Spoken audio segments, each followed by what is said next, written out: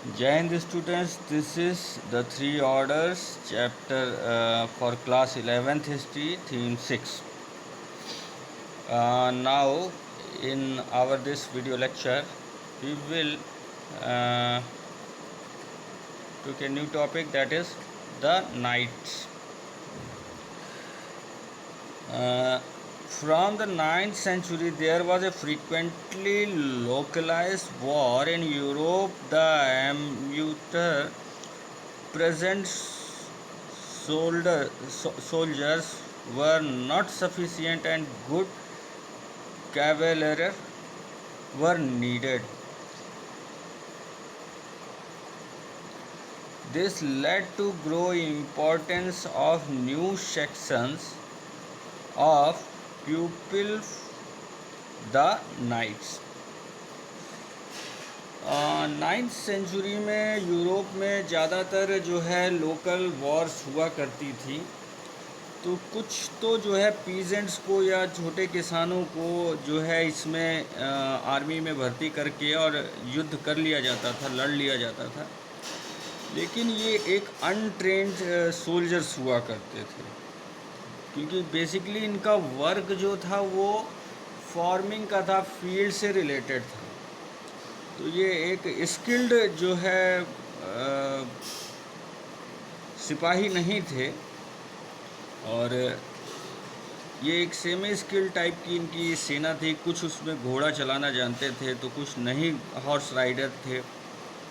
तो एक मतलब जो है कुशल टाइप के सैनिकों की ज़रूरत थी, जो कि बहुत स्किलफुल हों, अच्छे लड़ाके हों।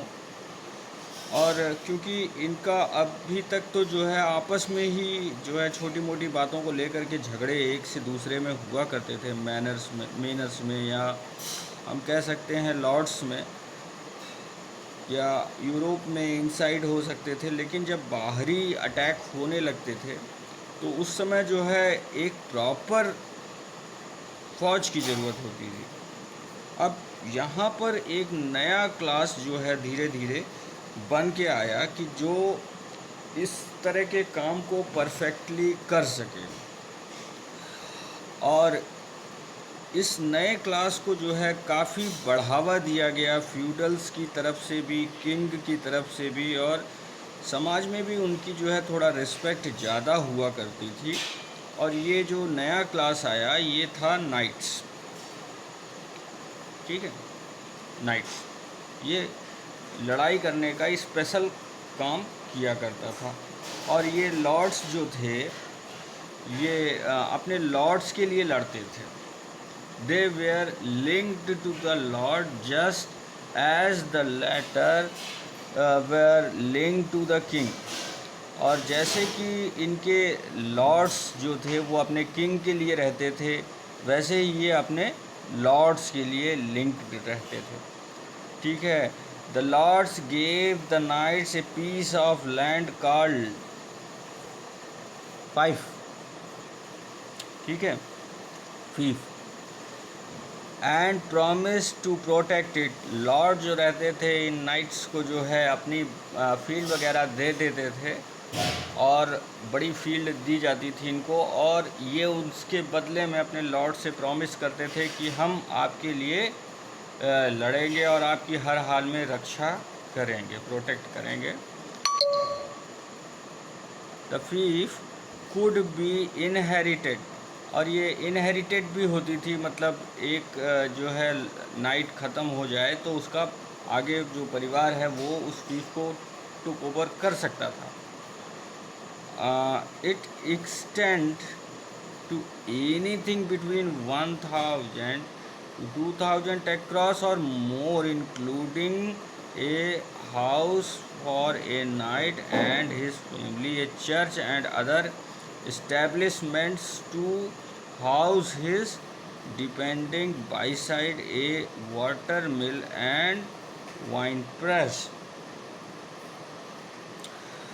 तो 1000 से 2000 एकड़ या उससे ज़्यादा भी ज़मीनें इनको दी जा सकती थी, और नाइट और उसके परिवार के लिए बाकायदा जो है कई व्यवस्था दी जाती थी, जैसे कि यहाँ पर जो है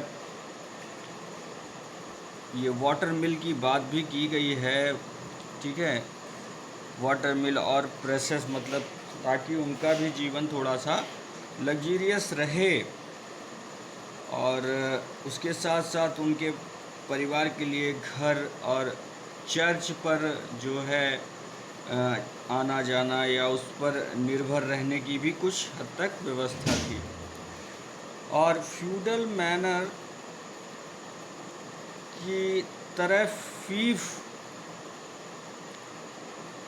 की जो लैंड थी वो ये पीजेंट्स जो थे वो उस पर जो है खेती वगैरह करके इनको देते थे। जैसे कि फ्यूडल सिस्टम में मैनर की ज़मीनों को जो है इनके पीजेंट्स उसमें कल्टीवेशन करते थे, वैसे ही नाइट्स की भी जो ज़मीनें हुआ करती थी उनको पीजेंट्स वगैरह लगाते थे, उसमें कल्टीवेशन करते थे।